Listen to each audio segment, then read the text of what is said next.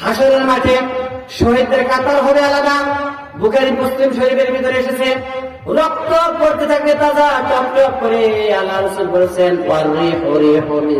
রক্তগুলি এমন সুগান ছড়িয়ে যাবে, শহীদরা এক কাতারে দাঁড়িয়ে যাবে, আলাদা একটা স্পেশাল কাতার।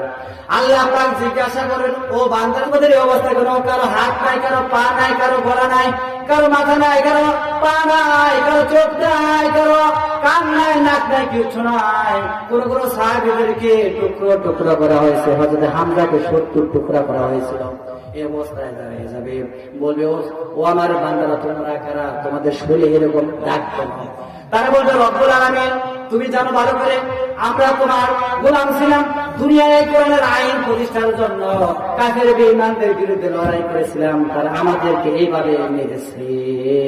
আল্লাহ পাক বলেন, ও শহীদরা শোনো, তোমার পরিচয়ের ভিতরে তোমার স্ত্রী মায়া বেশি হয় নাই, তোমার পিতা মাতার মায়াও বেশি হয় নাই, তোমার সন্তানদের মায়াও বেশি হয় নাই। যতটুকু মায়া আমাকে করেছো, আমার রাসূলকে করেছো। আজকে আমি কোন হিসাব নেব না, কোন বিচারও করব না, বিনা হিসাবে বিনা বিচারে আল্লাহর জান্নাতে প্রবেশ করব। সুবহানাল্লাহ। আমার বন্ধুগণ, এই ইসলাম